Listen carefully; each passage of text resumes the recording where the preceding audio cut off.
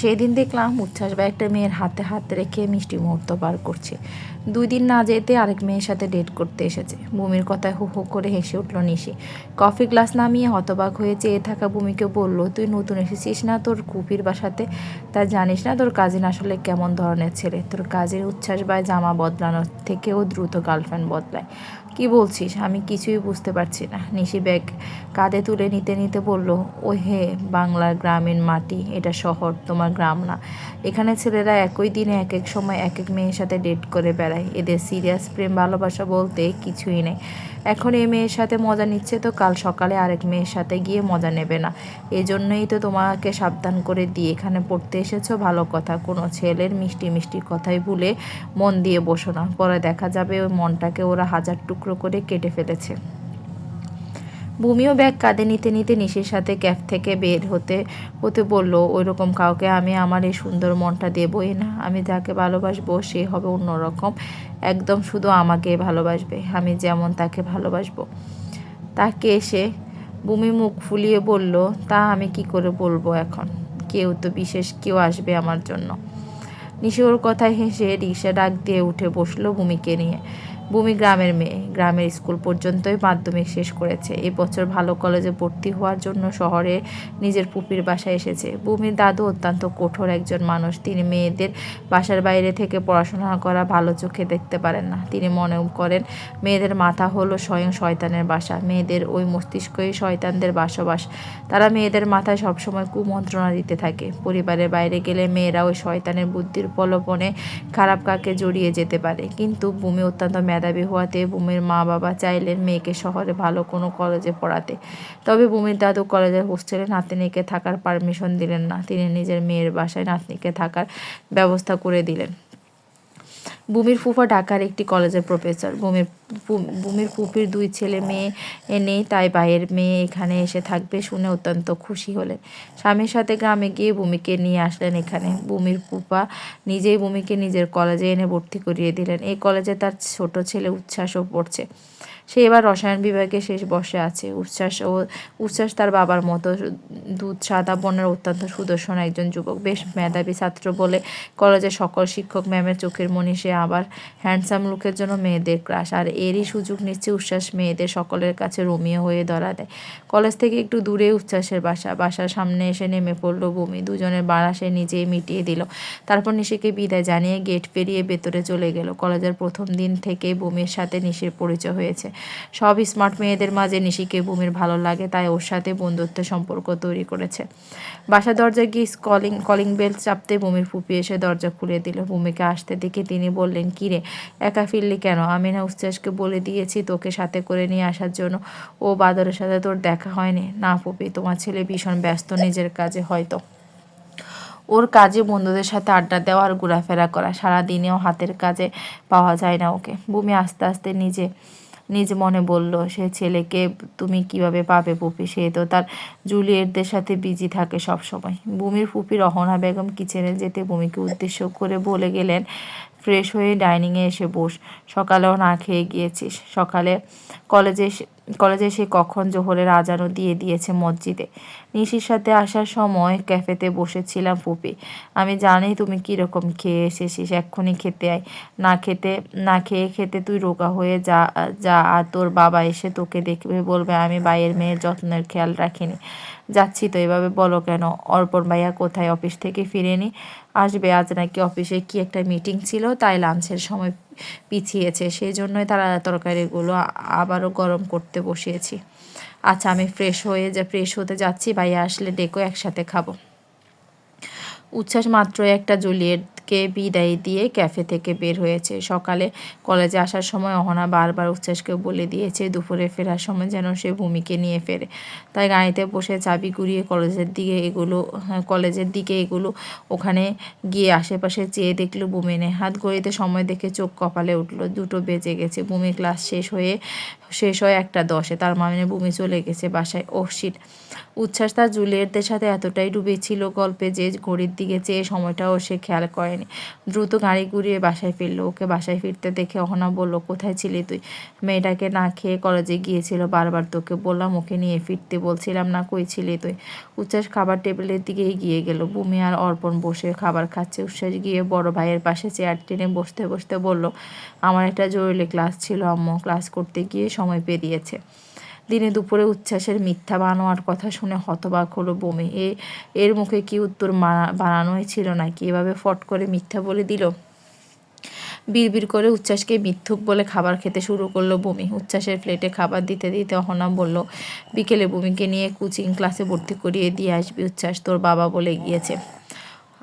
আমার সময় হবে না বিকেলে, অর্পণ ভাইয়াকে বলে দাও। অর্পণ খেতে খেতে বলল, আশ্চর্য, আমি অফিস থেকে ফিরবই সন্ধ্যার পর, ওই সময় নিয়ে যাব ভূমিকে ভর্তি করিয়ে দিতে? তুই কি করতে যাবি? সারাদিন তো দরবেশের ন্যায় ঘুরে ফিরে সময় পার করিস। ওহো, আমার একটা প্রেস্টিজ নেই? আমি একটা মেয়েকে নিয়ে যাব কোচিং ক্লাসে ভর্তি করিয়ে দিতে? সবাই কি ভাববে বলো তো ভাইয়া? যেমন তুই মেয়েদের সাথে একদম কথাবার্তাই বলিস না, নিয়ে গিয়ে ভর্তি করিয়ে দিয়ে আয় বিকেলে, আমাকে যেন আর বলতে না হয়। ঠিক আছে, ঠিক আছে ব্রো, আমি নিয়ে যাব। ওকে, তুই তৈরি হয়ে নিস ভূমি।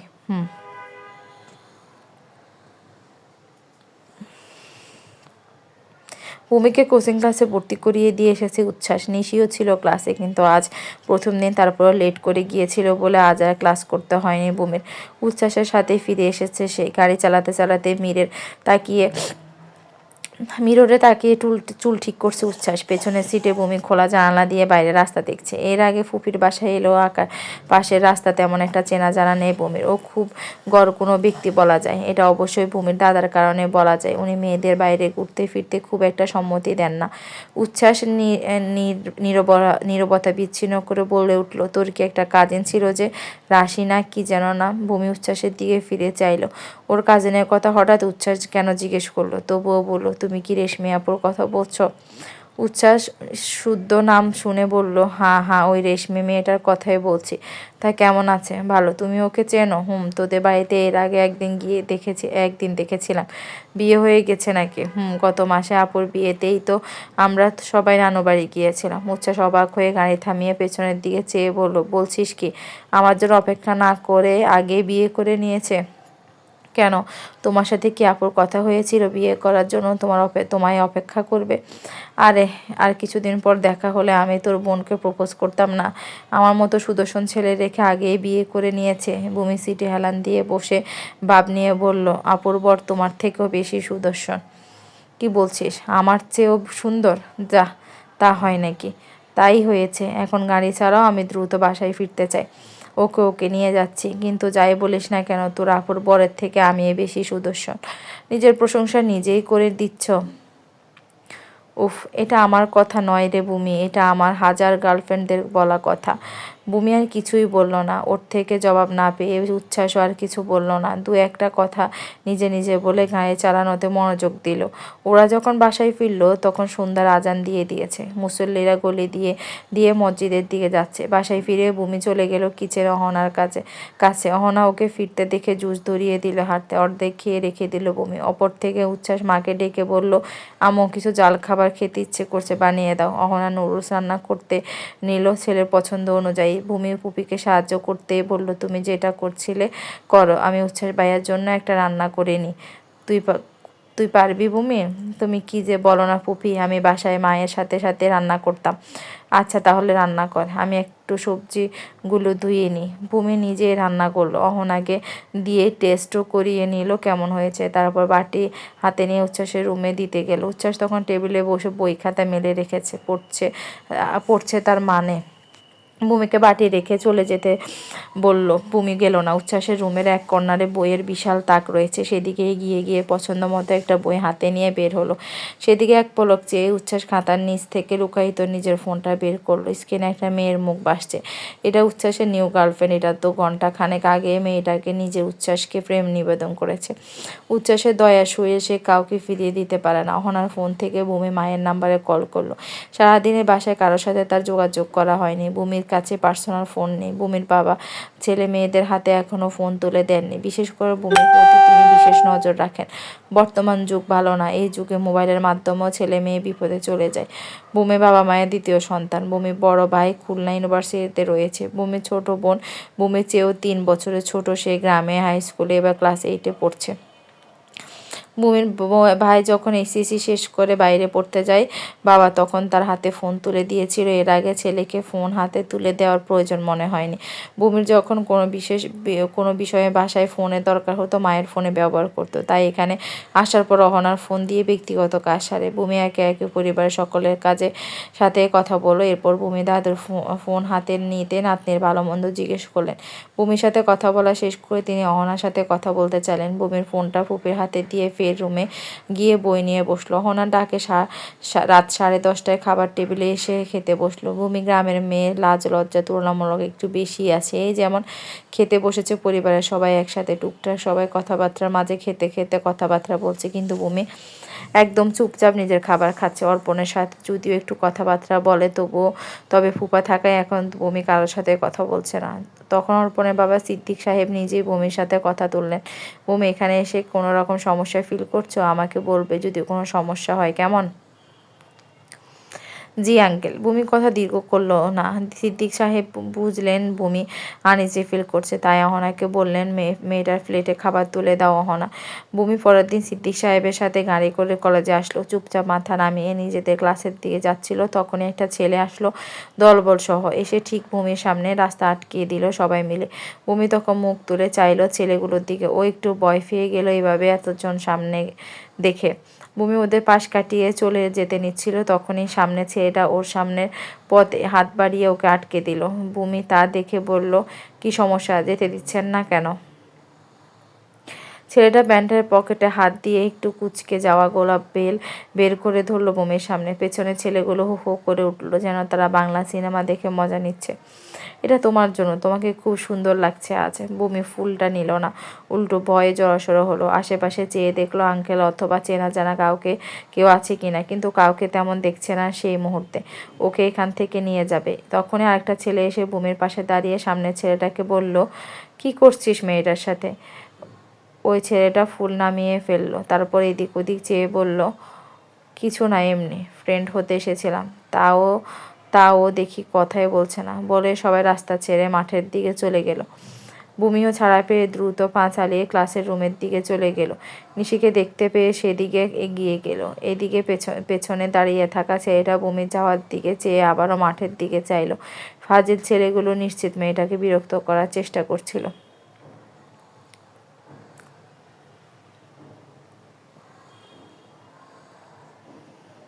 নিশির সাথে ক্লাসরুমে এসে বসেছে বুমি। একটু আগের ঘটনা মনে পড়তে বুকটা কেঁপে উঠেছে।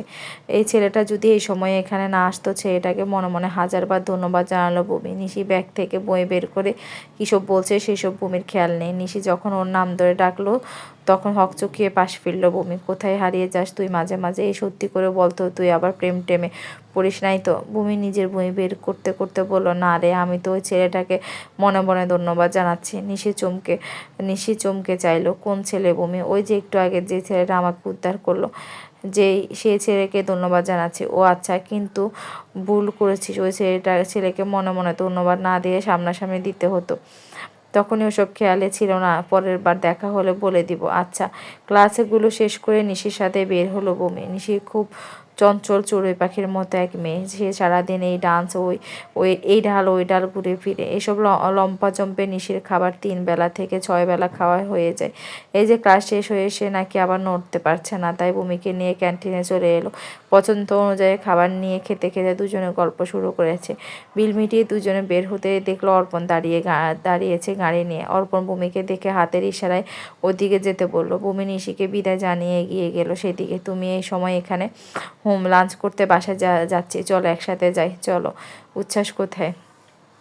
জানি না ভাইয়া, উচ্ছ্বাস ভাইয়ের ডিপার্টমেন্টের এক বিল্ডিংয়ে তো পেছনের দিকে, আমি ওই দিকে যাইনি।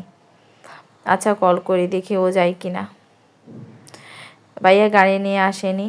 না, আমি তো সকালে এটা একটা নিয়ে অফিসে গেলাম আর আব্বু একটা নিয়ে এসেছে। ও, অর্পণ কল করে উচ্ছ্বাসের সাথে কথা বলল। উচ্ছ্বাস তখন ল্যাবে ছিল। রিক্সাতে বাসায় যাওয়ার বদলে ভাইয়ের সাথে চলে যাওয়া ভালো বিদে দ্রুত পা চালিয়ে এলো।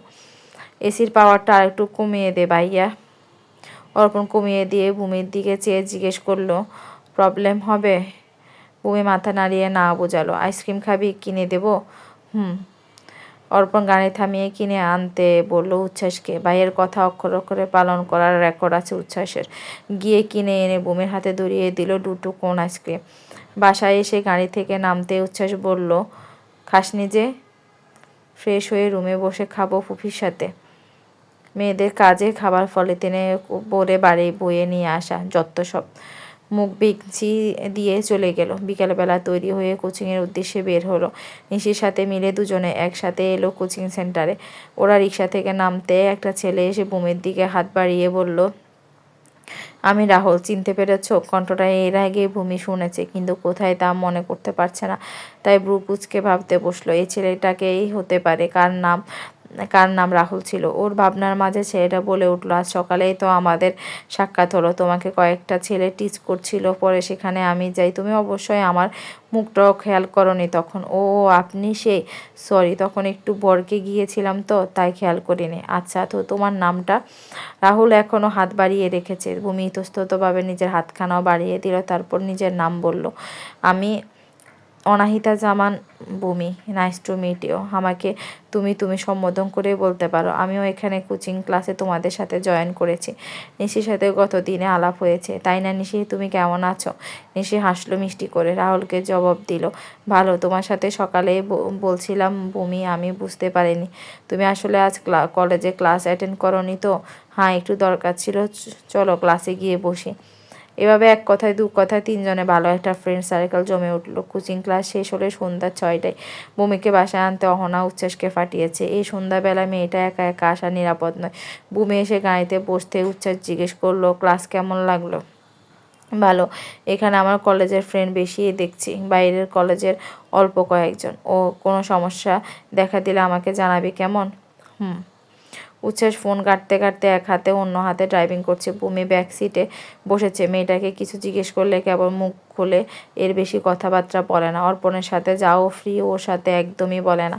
রোজ রোজ মেয়েদের ছবি দেখে যাচ্ছে আর দেখে যাচ্ছে। একটাও অর্পণ পছন্দ করছে না। বিয়ের বয়স পার হয়ে যাচ্ছে না ওর? আর কয়েকদিন পর সুন্দরী বউ পাবে ওর জন্য। নিজেই তো পছন্দ করতে পারতো, তাই না? অহনার আক্ষেপ জমেছে, তার ঘরে ছেলের বউ আনবে এভাবে। অথচ ছেলে তার নিরুদ্যোগেই বিয়ের ব্যাপারে। আলাদা পছন্দ আছে কিনা তাও অহনাকে পরিষ্কার করে বলছে না। আর কোনো মেয়েকে দেখলে পছন্দও করছে না। অহনাকে এভাবে হা হুতাশ করতে দেখে উচ্ছ্বাস ফট করে বলল, তোমার ছেলে বউ চাই, তাই না? ভাইয়া যেহেতু বিয়ে করতে চাচ্ছে না, তাহলে বরং জোর করে কী লাভ?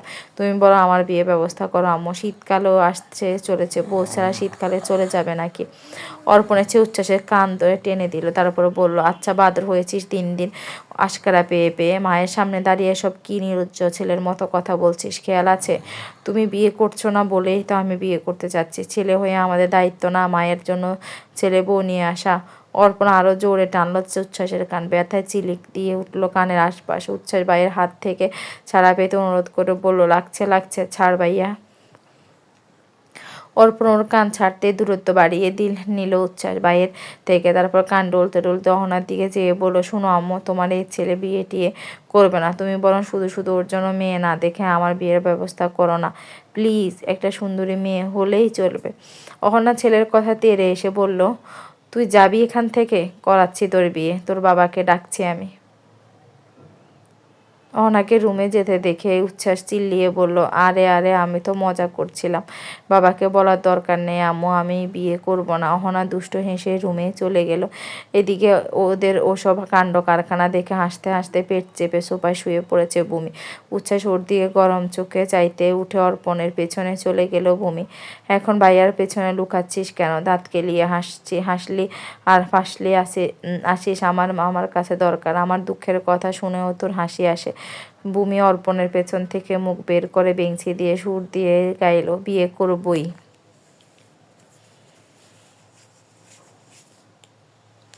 অর্পণ অফিসে যাওয়ার পথে ভূমিকে কলেজের সামনে নামিয়ে দিয়ে গেছে। হাত ঘড়িতে সময় দেখলো, আজ অনেক সময় আগে চলে আসা হয়েছে।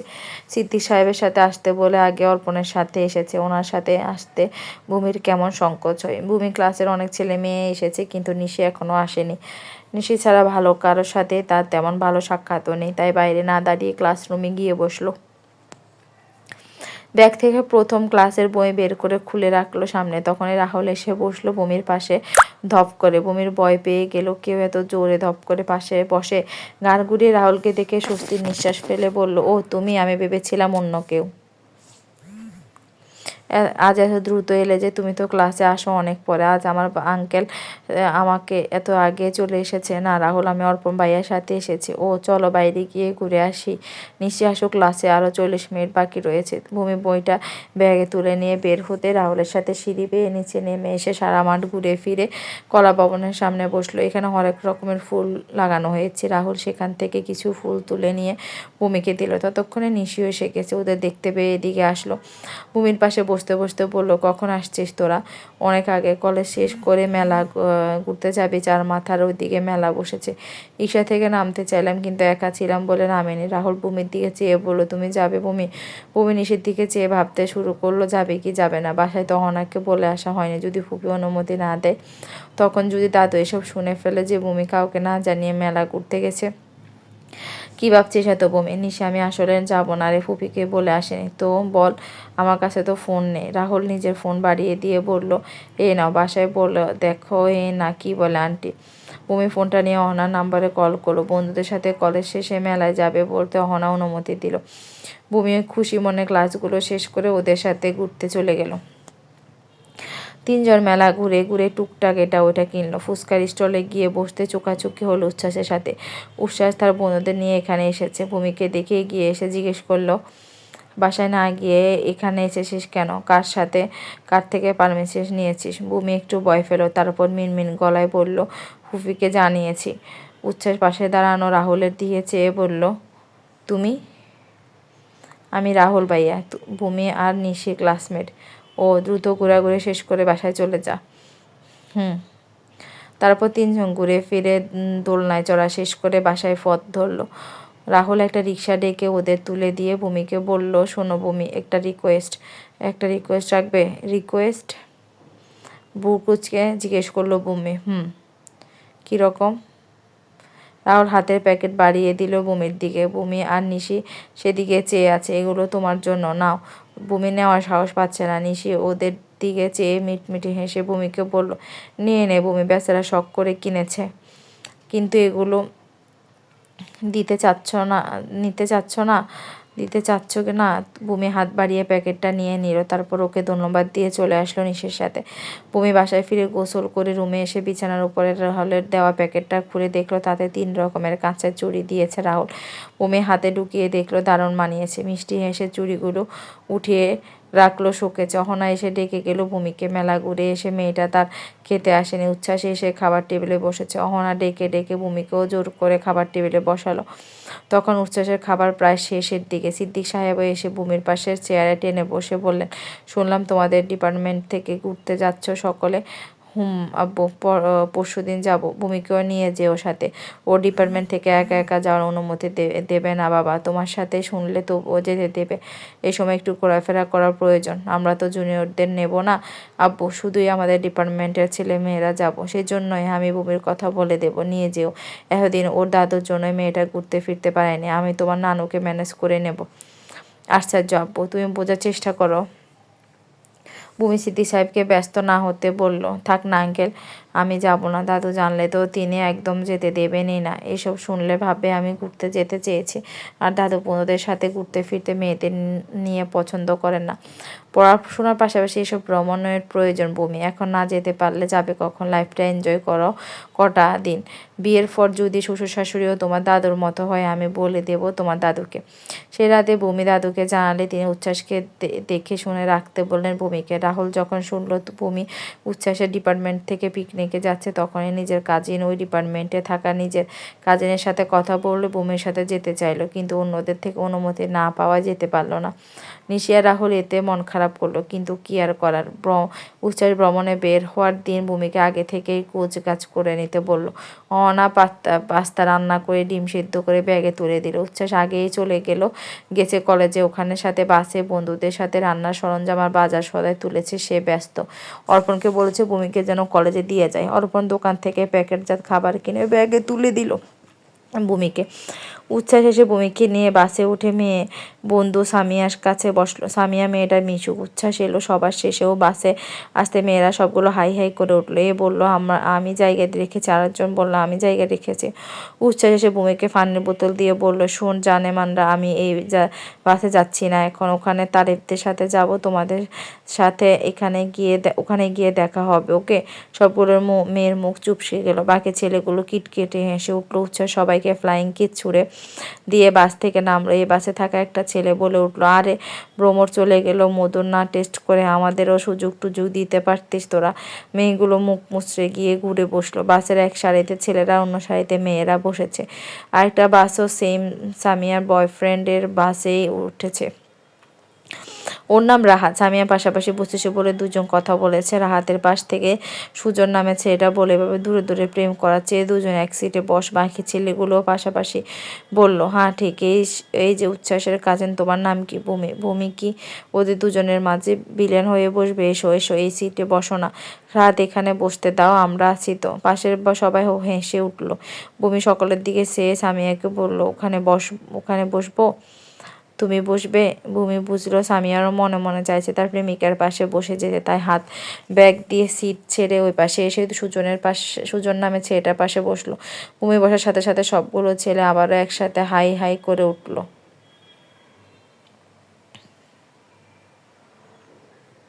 ভূমি প্রায় মিনিট 40 আগে সামিয়ার পাশ থেকে উঠে সুজনের পাশে বসেছে। ভূমির মাঝে আষ্টতা কাজ করেছে, সে আগে পরিবার ও চেনা জানার বাইরে কোনো ছেলের সাথে এভাবে সিট শেয়ার করেনি। ভূমিকে যারা এই প্রথম দেখেছে তারা এটা জিজ্ঞেস করেছে। উচ্ছ্বাসের ফ্রেন্ডগুলোও অনেক বিষয় জিজ্ঞেস করছে। এরপর সবাই একসাথে বেশ কয়েকটা গান গাইলো। যেতে যেতে ভূমি চুপচাপ সবার গান শুনে গেল আর হাততালি দিতে লাগলো। এক সময় বাসে সকলে ঘুমিয়ে পড়লো ক্লান্ত হয়ে। ছেলেরা কয়েকজন জেগে জেগে কথাবার্তা বলছে। ভূমি আনমনা হয়ে বসে জানালার বাইরে চোখ রাখলো। একটু বাদে খেয়াল করলো সুজন ছেলেটা ওর দিকে কেমন কুৎসিত নজরে চেয়ে আছে। ভূমি আরো গুটিয়ে গেল ভেতর থেকে, বারবার নাকের ডগা ঘামছে তার। এদিকে ওদিক চেয়ে দেখলো সবকটা ঘুমিয়ে ঘুমিয়ে পড়েছে। এদিকে সুজন এখন নিজের জায়গা ছেড়ে ভূমির দিকে চেপে বসেছে। ভূমির পায়ের সাথে নিজের পা লাগানোর চেষ্টা করছে। ভূমি কাকে বলবে এই ব্যাপারটা বুঝে উঠতে পারলো না। সামিয়ার দিকে বার কয়েক চেয়ে দেখলো মেয়ে রাহাতের কাঁধে মাথা রেখে চোখ বুজে রয়েছে। ভূমি ইতস্ততভাবে সুজনকে রিকোয়েস্ট করলো, ভাইয়া একটু ওইদিকে সরে বসুন না প্লিজ, এদিকে জায়গা হচ্ছে না। সুজন কেমন যেন হেসে হাসলো। ওর কথা না তোয়াক্কা করে নিজের মতো করে বলল, তুমি কত সুন্দরী তা তুমি জানো? তোমার মতো মেয়ের পাশে বসলে ভালো লাগবে। ইভেন সব ছেলেরই সুন্দরী মেয়ের পাশে বসলে একটু চান্স নেওয়ার চেষ্টা করে, তাই আমিও করছি। দেখুন কি দেখাবে, দেখাও। ভূমি এবারে ভয়ে উঠে আটকে উঠলো। এই ছেলেটা সুবিধার না তার মানে? আমিও কিন্তু উচ্ছ্বাস ভাইকে বলে দেবো তোমার সে ভাইও একই নৌকার মাঝে, আমাকে আর কি বলবে? আপনি ওইদিকে যে বসবেন নাকি? না না সুন্দরী, সবাই ঘুমিয়েছে, কথা বলো না। বলতে বলতে সুজন ভূমির হাত খপ করে আঁকড়ে ধরলো। ভূমি হাতটা ঝাড়া দিয়ে ছাড়িয়ে নিল। ভূমি নিজের ব্যাগে হাতে নিয়ে উঠে দাঁড়িয়ে এগিয়ে গেল বাস ড্রাইভারের দিকে। গাড়ি থামান। ওর কথা চালক ফিরে চালানো মন দিলেন। পাশ থেকে হেল্পার বলল, কি হয়েছে আপা, জরুরি কাজে নামবেন? আমি যাব না। সে কি কথা? ওদের কথাবার্তায় বাকি অন্যদের ঘুম উঠল। তারাও জিজ্ঞেস করলো, কি হয়েছে ভূমি? ভূমি কারো কথা জবাব দিল না, উল্টো একইভাবে বলে গেল, গাড়ি থামান, আমি এক্ষুনি নেমে যেতে চাই। সামিয়া এসে বেশ কয়েকবার জিজ্ঞেস করলো, কি হয়েছে? ভূমি ওকেও কিছু বলল না, শুধু বলতে লাগলো সে নেমে যাবে। সামিয়া এসব দেখে উচ্ছ্বাসকে কল করলো। ভূমি এর মাঝপথে বাস থেকে কেন নামতে চাচ্ছে সে বিষয় বুঝে উঠতে পারলো না। উচ্ছ্বাস নিজের বাস থেকে নেমে যখন এই বাসে এলো তখন ভূমির চোখ মুখ ঠোঁট লাল হয়ে উঠেছে। উচ্ছ্বাসকে দেখা মাত্র চোখের কোণে জমিয়ে রাখা জ্বর টুপ করে জড়তে লাগলো। উচ্ছ্বাস সব অবাক হয়েও সামনে গিয়ে দাঁড়ালো। কি হয়েছে, কাঁদছিস কেন? কেউ কিছু বলেছে? ভূমি ক্ষোভ ভরা নেত্রে উচ্ছ্বাসের চোখের দিকে তাকালো। সামিয়া ব্রু কুচকে সবার দিকে তাকালো। কে ভূমিকে বাজে কথা বলেছে? মেয়েটাকে তো হাসি মুখে গিয়ে ওই সিটে বসলো। এইটুকু মেয়ের মাঝে কি হলো? এমন কি হলো মেয়েটা কাছে। বমি চুপ করে থাকতে দেখে বলল, ভয় পেয়েছিস, চল আমি বসছি তোর পাশে। বলে এই বাস থেকে বমির ব্যাগ নিয়ে নেমে আরেক বাসে চলে গেল। এবার আর কারোর পাশে না বসিয়ে নিজেই বসলো বমির পাশে। বমি কিছু নেবে কিনা, খাবে কিনা জিজ্ঞেস করলো। সব প্রশ্নগুলো উত্তর মাথা নাড়িয়ে না বোঝালো। এক সময় মাথা ঝিমঝিম করে উঠলো, ঘুমানোর চেষ্টা করলো। দেখা গেল মিনিট 20 মাঝে উচ্ছ্বাসের কাঁধে মাথা রেখে ঘুমের দেশে তলিয়ে গেল। উচ্ছ্বাস স্পষ্ট টের পেল মেয়েটা এখনো ভয়ের মাঝে আছে, কেমন কাঁপছে। আর বয়ে বয়ে ঘুমের মাঝে উচ্ছ্বাস এক হাত ওকে আগলে রাখলো নিজের সাথে। বাসের মেয়েগুলো কেমন আস্তে আস্তে ফিরে চাইলো ওইদিকে। উচ্ছ্বাস নিজেও যেন একটু বাদে বাদে বমির লাল হয়ে যাওয়া মুখের পানে চাইলো, যেখানটায় বমির শ্বাস এসে পড়েছে কাঁধের কাছে। সেখানে মনে হলো পুড়ে যাচ্ছে। ও ঘুমিয়ে যেতে উচ্ছ্বাসে সামিয়াকে কল করে বলল, বমি তো তোর পাশেই ছিল না, এর মাঝে কি এমন হলো যে ও এতটা ভয় পেয়ে গেল? সামিয়া রাগটা রেখে জবাব দিল, তুই যাওয়ার মিনিট কাছে পর আমি রাহাদের পাশে বসিয়ে আর সুজনের পাশে বসিয়ে দিই। তখন যেন সবাই ঘুমিয়ে যায়। ঘুম থেকে উঠে দেখি বমিরই অবস্থা। কি হয়েছে তা আমি নিশ্চিত করে বলতে পারছি না। সুজনের পাশে বসিয়েছিস? হ্যাঁ। ওর সাথে সিট বদল করতে হয়েছে? উৎসাহ যা বোঝার বুঝে গেল। আগে নির্দিষ্ট গন্তব্যে পৌঁছা যাক, তারপর সুজনকে দেখে নেবে। বাসে জানালা দিয়ে আসা বাতাসে বমির শরীরটা আরও কেঁপে উঠছে। বমি নিজেই উচ্ছ্বাসকে জড়িয়ে ধরলো কম্বলের নেয়। উচ্ছ্বাসের কি জানি হলো হঠাৎ করে, পুরো শরীরে ঝাঁকিয়ে উঠলো তাতে। বমির মুখের পানে চেয়ে ফাঁকা ঢোক গিলল কয়েকটা। বমি যখন ঘুম ভাঙলো তখন নিজেকে উচ্ছ্বাসের বুকে আবিষ্কার করলো। সে নিজে উচ্ছ্বাসকে 2 হাতে জড়িয়ে ধরে রেখেছে আষ্টে পৃষ্ঠে। কেন জানি বমির এত ভীষণ লজ্জা লাগলো। সরে এসে মাথার চুলগুলো ঠিক করতে করতে উচ্ছ্বাসের দিকে চাইলো। উৎসাহ তখন অগোছালো বমিকে এক নিমেষে দেখে যাচ্ছে। কতক্ষণ লাগবে আরও? বমির প্রশ্নে হুঁশ ফিরল উচ্ছ্বাস। আশেপাশে চেয়ে ঠিকানার নাম বলল। একটু বাদে যখন বাসে এসে এক স্টপে থামলো, সে যার প্রয়োজনীয় কাজ সারতে নামলো। বমির খিদে পেয়েছে। আসার সময় অহনা বক্সে খাবার দিয়েছে, সেগুলো বের করে একটা চামচ উচ্ছ্বাসের দিকে দিয়ে বলল, না, এক পাশ থেকে খাবে না, আলাদা বাটিতে দেবো। আমি খাবো না, তুই খা, অল্প নাও। উচ্ছ্বাস ওর কথা রাখতে 2-1 চামচ মুখে দিল। এরপর না নেমে গিয়ে ওই বাসে থাকা সুজনকে কলার ধরে বাস থেকে নামিয়ে এলো, পাতের আঘাত করতে শুরু করলো। সবাই চোখে আটকালো। সবাই বুঝেও গেল সুজন এমন কিছু করেছে যার জন্য বমি তখন ওরকম আচরণ করেছিল। উচ্ছ্বাস যখন ফিরে এলো তখন তারিফ বলল, ওকে শক্ত করে 2-1টা ধমক দিলে হয়ে যেত। এভাবে মারধর করা কি ঠিক হলো? যা করেছি বেশ করেছি। ও যা করেছে বমি না হয় অন্য কোনো হলে আমি জিজ্ঞেস অব্দি করতে যেতাম না। বমি অন্য সব মেয়েদের মতো নয়, ও একদম আলাদা একটা মেয়ে। তালি মাথা জাগালো। তারপর বিজ্ঞদের মতো ভং ধরে বলল, হ্যাঁ হ্যাঁ, বমি আসলে আলাদা একটা মেয়ে, আমিও খেয়াল করেছি বিষয়টা। মানে মানে আবার কি? আমার 6 সেন্স হিউমার বলছে খুব শীঘ্রই তোমার ফান্দে পড়ে যাবে। Best of luck. কি বুঝলাম না। তার এই বাসের দিকে যেতে যেতে বলল, বুঝে লাভ নেই, চল, বাস ছেড়ে দেবে এখন। উচ্ছ্বাস এগিয়ে গেল ওর পেছনে।